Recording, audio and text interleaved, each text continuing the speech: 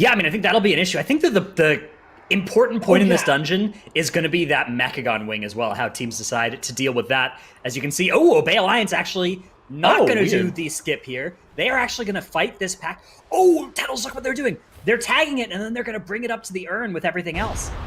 And I think did Skylark that is really good. So I think he melted it Skylark off. pulled them, and I think he got somebody else in the group might have gotten in combat as well, so that they were all able to still be mounted and get up here.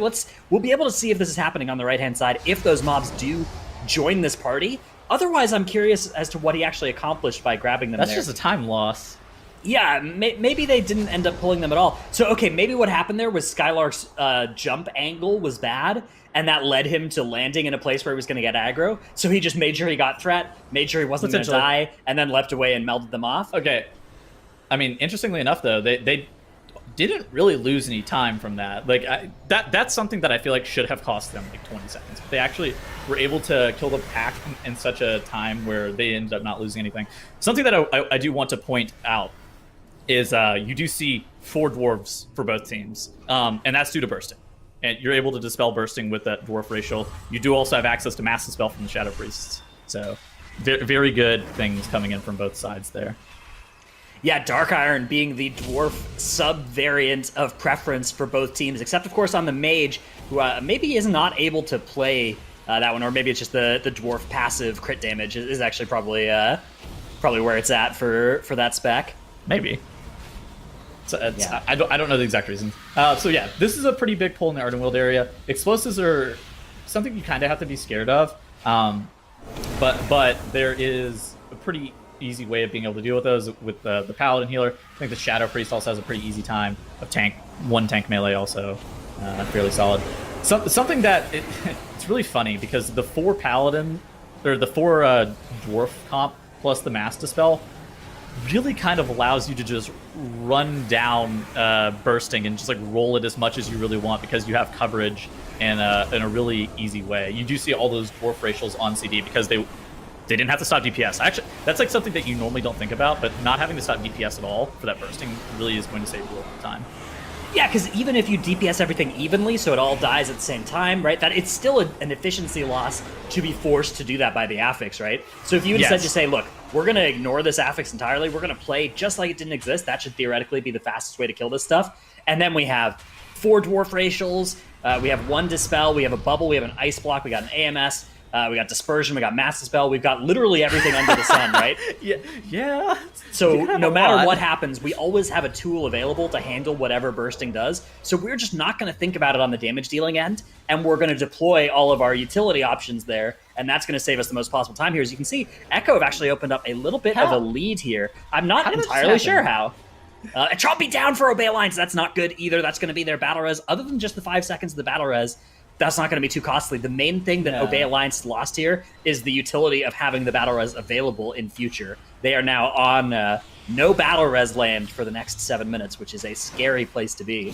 That's so weird that Echo was able to actually deal with that pack so monumentally quicker. Like they must have just gotten the pack grouped up on top of the urn faster. Like that's the only reasonable explanation for something like that. And there's like a lot of invisible things that you do in these dungeons that it's like kind of hard to watch and just like understand like where that time save is really coming from. But that, like things such as how fast the pack can get grouped up is like always one that will end up like just accumulating itself over the course of a whole entire run.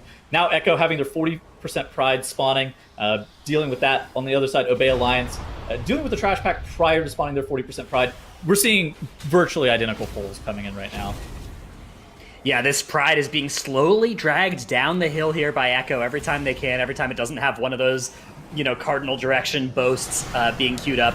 They're kind of inching forward 10 steps every time, and that's going to get them right next to the boss when this thing dies, which they are going to waste no time in pulling. Looks like they aren't going to even bother tagging any extra enemies into the boss. They are just going to go pure single target mode, and let's see what Jeeth is able to do on that Holy Paladin here with all those cooldowns and the pride and the bloodlust. Second Ashen Hollow of the dungeon. pretty good efficiency. Do you think that teams are actively pulling around Ashen as like a major damage cooldown, or do you think it's like how big of a deal do you think the Ashen is in terms of like DPS, or do you think it's just like something that the Paladins fit in as they see fit? I mean, it is part of the pathing, creation, right? It's not like you have this path and then you decide to put the Ashen Hollows in there. It's more that like you try out all these different things, and it turns out by far the best thing you can be doing is a pull near the very start of the dungeon so you can get Ashen Hollow on cooldown, and then it turns out that you get here right around 4 minutes later, and so that's when you Ashen Hollow again. But if there were other strategies that you might have tried, and we've seen teams try other different timings, different pulls near the start, and that desyncs your Ashen Hollow, then that's going to be just something that makes the route less fast, right? And so you kind of converge onto routes that generally do efficient Ashen Hollow stuff, efficient combustion stuff, because you try the alternatives, right? And you come up with other ways of managing your cooldowns, and for the most part, it's usually worth it to get optimized cooldowns, and it's usually not something you're going to see these players holding on to for very much. Although it is important, sometimes you see these paths where teams get in this spot where it's like, oh, now that we're doing this 10 seconds faster, we actually don't save any time because we just have to wait 10 seconds for this cooldown to make this pull work. So it is kind of an interesting thing, is like some routes really do scale up nicely, and others it's a big challenge where if you go a little bit faster, you actually then just have to pause and you don't gain any time at all. So especially for a team like Echo, that is the kind of thing that they run into first, right? They're the team that has that run that is optimized enough to realize that, oh no, my Ashen Hollow is still on cooldown. And so then they have to think, okay, what am I going to do about this? Yeah, exactly. I mean, there definitely is a lot of practice coming in. Right here, you do see from Echo, they pulled the Warlords and these Bone Soldiers. These Bone Soldiers are actually really dangerous for your tank. But on the whole, like because of the poison that they do end up applying to them, but they do have a poison dispel. They actually have multiple poison dispels in this comp, so there's not really too terribly much to worry about with that. So now, Obey Alliance doing a very similar pull here, but I think a lot of that time that they lost on that earned pull in the Ardenweald area is basically where that 30 seconds is coming from, right? Yeah, I mean, the death as well does add a little bit of time loss there. That definitely caused the tail end of the pull to last a little bit longer than it was supposed to as well. And, of course, there are 5 extra seconds of penalty associated there as well. But I think you're right. I think it's just, a lot of these pulls Obey Alliance have done as fast as Echo, but there have been a couple where they've lost 10 seconds here or there. And so Echo, already working on this Dental Drill. As soon as it finishes that Haywire cast, they're going to add a little bit more to this pull. That Haywire, of course, they do need to line of sight. It does a lot of damage here, even on Tyrannical. 18 key, that thing does not mess around. Yeah, I'm interested to see like what both teams do here. This is the part of the dungeon where we've seen, I think, the most variance with like what people are pulling. Are you skipping prides? Are you actually doing lubricators versus not? Did you mess up count somewhere here and accidentally pull an extra mob? That kind of thing. So I'm interested to see what both Echo and Obey Alliance are doing. But right now it looks like they are actually playing basically the same route. You do see Obey Alliance grabbing the ARF and those clients on top of that Dental Drill, where Echo just finishing that off, getting their 60% pride right here.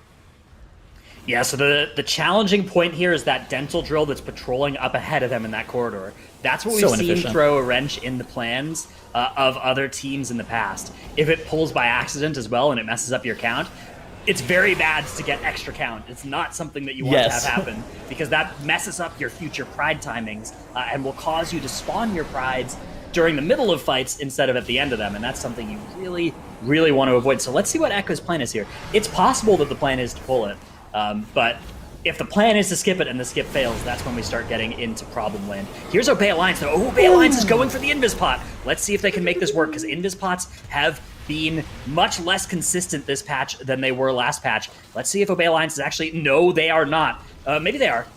So they're in combat, but this might be the stuff that they plan to get in combat with. Yes, it is. They've actually successfully executed the skip here. They've skipped the Prideful mob and the Dental Drill down there. Echo, on the other hand, have also made it up here, but they have the Pride buff to their advantage, but that all the bonus time that they gained, they really lost fighting that Pride, whereas Obey Alliance didn't have to. This is really scary for Obey Alliance due to the amount of kicks that are required for this pull. So Echo, what they had is they had the Pride.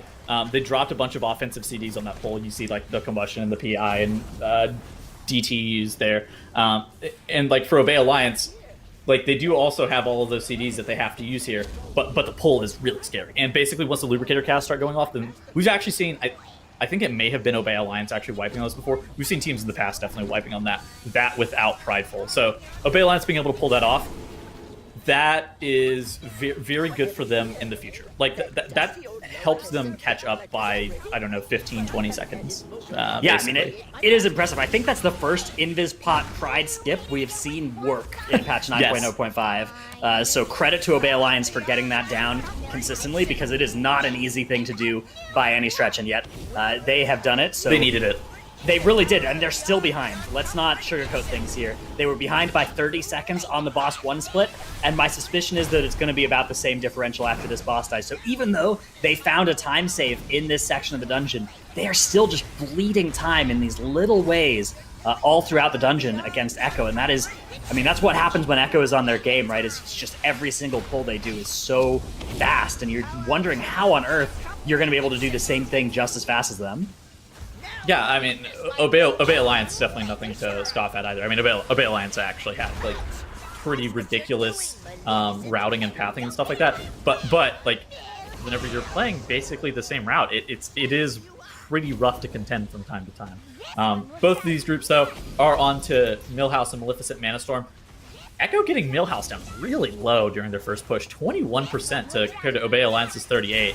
Yeah, Echo came into this pull with a Prideful buff for the first 10 seconds or so of the pull. Okay. So that gave them a little bit more damage onto Millhouse as compared to Obey Alliance. But I think Obey Alliance is probably going to be closing the gap a little bit here. Gingy is about to get back to his combustion, I suppose. So that will really help annihilate. I guess he's going to use it right now. So he's going to use it to just remove Millhouse. And yeah, they'll go right back on to Maleficent now. Maleficent, though, it looks like Obey Alliance are actually going to be able to get Maleficent lower than Echo did prior to her phase. Yeah. They still have all of Millhouse's help to deal with, though. That Echo does not. So that is the difference between these two teams right now. It's about 30% of a 2-boss encounter, so 15% of a boss fight. Roughly separating these two teams is a very close game. There are those 5 seconds as well in favor of Echo from the death that happened to Obey Alliance earlier, but they have recovered a battle res now, so they are in a little bit less danger of a wipe or of a death instantly turning into a wipe. With that resource recovered. Of course, Echo on 2 battle reses, though, so even more secure as they have downed their boss, drawing that mojo, and they'll be hopping down here. They don't have to worry about skipping a Pride coming out of here, but Obey Alliance does, and that can potentially be a huge point of failure for their path, is if they pull that Pride that they skipped earlier, once they finish this boss, it will be the worst of all worlds. They'll have paid the time, they'll have paid the pots to skip it, and then they'll have to fight it still anyways by itself. Dude, they skipped this Pride, and they still have that 30-second disparity. Like, they actually didn't gain any time on their boss 2 split. Yeah, they've clawed back 2 seconds from Echo on that second boss split. So it was faster, and it's certainly a faster plan, but it's unclear if it's enough faster here to catch up to where, oh my goodness, that's some scary swirlies there that Hollow forces on through. Echo have engaged this Enraged Spirit by itself, and this is what we've seen teams doing, is fighting this Spirit by itself. It's kind of necessary for count, and you really only want one of the 2 spirits to be alive during the Moizala encounter. You don't want both of them to potentially throw a wrench into your plans. Plus, I think the one on the other side might actually just hang out and not patrol across the platform at all, whereas this one certainly does. And so Echo have killed that off, whereas Obey Alliance are actually, they're finding it right near the top here. Maybe if they can find a way to pull this into this next trash pull, that could represent something for them. It looks like they maybe found a way to line of sight some of its damage there using the staircase. So that might be a little bit of value that Obey Alliance is realizing. Where's Shinji going? Okay, so Echo's actually skipping all this trash. So now pulled the trash to the side and melded it off, allowing the rest of his group to go through. Of course, no 5 Night Elf comp, so it's not like the whole entire party can run through by themselves. They have to rely on the tank to do that pull. Similar things happening for Obey Alliance on the other side. Skylark grabbing that pack as well. Gonna just meld it off momentarily, and they'll be on their merry way. Echo. Yeah. Okay. The nice Dragon's Breath on those sacrifices. Yeah, so the theory behind skipping that pack at the bottom of the stairs is you want less time between Millhouse and Maleficent and Hakar so that you can get Ashen Hollow onto both of them and not have it off cooldown for a serious amount of time.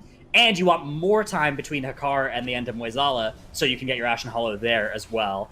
And so that moving the trash pack from that first section to that second is what makes that happen. And you can see both teams have the same idea there. Manifestation of Pride there. It's the 80% Pride that is spawned for Echo right towards the end of this pull. They do still have one Hexer alive, but that will not cause them any serious problems as they're going to finish that off. Meanwhile, on the side of Obey Alliance, they are just about to spawn that Manifestation. Dude, they're catching up here. They're catching up. Yeah. That's what I was thinking too. I'm like, man, they're kind of catching up with that pack. I think the Enraged Spirit actually helped them catch up, but it's hard to know how. But it was like they caught up like 10 or 15 seconds off of it. It was like right at the top of its patrol. Yeah. So maybe that led to them fighting it in a more favorable location. It's tough to say, because I think Skylark then didn't have to like remount up to grab the next pack, and he was able to sort of cheat towards it while they were. Weird way to say 10 seconds. I don't know, man. I mean, 10 seconds is it's a lot, but little things can easily make 10 seconds happen here. We'll see. We'll get to compare exactly what the times are looking like based on this Hakar split. Low.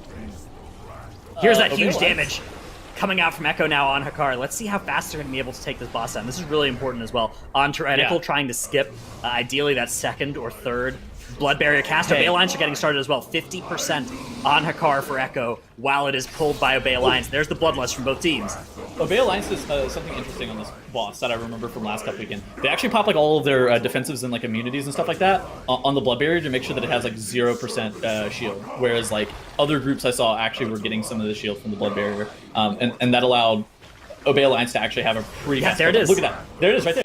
Everybody popped their defensives, and basically there's no shield. So again, they're starting to catch back up, Dratnos. They're going to be within 15 seconds of Echo here. Yeah, we can take a look at that boss 3 split right at the very bottom of our screens right now, and you can see 13 seconds. So 13 seconds faster on the boss 3 split, 2 seconds faster on the boss 2 split, 30 seconds slower on the boss 1 split. So they still have 15 seconds to make up here. Not to mention the 5-second death differential. So when you factor that in, it is a 20-second lead that Echo are holding going into the final boss. Trash pull here. This could actually easily be made up here. If Echo does not pull this onto the boss and Obey Alliance does, theoretically, I think that makes up those 20 seconds. Potentially. I think that this is a point where you would prefer to be in Echo's position, but at the same time, Obey Alliance is definitely not out. And also to the point, I think that there are 20 seconds to be made up in terms of like boss damage and like efficiency on this boss, because there's a lot that can go wrong in terms of like damage allocation too, like where you're prioritizing your damage. Are you pumping in too much DPS into the trash versus into the boss, like that kind of thing. But Echo has engaged Moizala a lot of bit earlier. Obey Alliance now also engaging Moizala on their side, and right now, this is looking really good for Echo fans, though. Yeah, I mean, 99% to 100%, though, on the boss meters. That is very close. That's only 1%. Now, to be fair, Moizala is a boss that each 1% is 10% of a normal boss's health, so perhaps a little bit less good news here for Obey Alliance fans is that Echo's ticked down to 98 before Obey Alliance's ticked down to 99. So it is that full 1% boss health that Echo has the advantage of here. That means Obey Alliance, they're going to need to deal, yes, something like 10, 15% more damage if they want to catch up here. The good news is, it's not just pure single target burn. There's that add intermission phase, distributing your cooldowns well, perhaps if you're able to save some damage that the other team uses to get that done. And then once you get back onto the main platform, there's all that trash you have to deal with as well. There's certainly the time to save there if you do that much more efficiently than your opposition, as Echo are already on this intermission phase. Yep, Echo onto the intermission phase. You do see Obey Alliance getting ready for theirs right now. Shadow Reality coming through. You do see Hollow and Skylark grabbing their portal in tandem. You do see a frag on the left side of the screen. Killing off his image, waddle his way on over to click that totem, channeling Bwan Samdi to help him up. The first aid comes out from Frag as well. The optimization. There it is, and yes, waddle I think is the only appropriate verb for dwarf movement. So good choice there. As we are on to the final platform now for Echo. Now he's going to grab as much thread as he can here. There's that Fell Devastation. He's trying to make sure that he gets all of these mobs grouped up and they're able to efficiently AoE these down. This is the crucial moment of the dungeon because this is when they have their haste buff. So doing their damage optimally right now is what matters for these teams. 16% and falling fast on the side of Echo. Meanwhile, on the side of Obey Alliance, has got to go, yeah. Yeah, they got to go big. If they can maybe grab that stairway trash, because the stairway trash is what will get them to 100% count, right? This is not 100% count in front of here. Oh my goodness, Echo is under a lot of attack here. Mira's sub 40% health is going to be topped up, but bursting stacks are now starting to apply to the group. Mira's immediately, as soon as he gets some stacks, there's going to fire off that Fire Blood Racial, but Gingy is now low. That's his Cauterize and his Ice Block. Dangerous Trash, I times. think. Yeah, there it is. The trash is coming in for Echo. 13% on the boss, and they have those 2 trash ads to kill.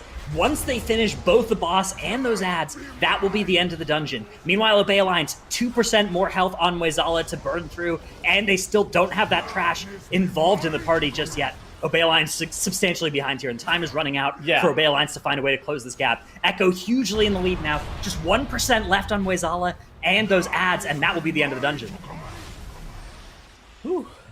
There it is. Well, okay, wait. They still have to kill trash, so 2% left on Moizala for Obey Alliance, and there it is. But it's over, unfortunately, for Obey Alliance.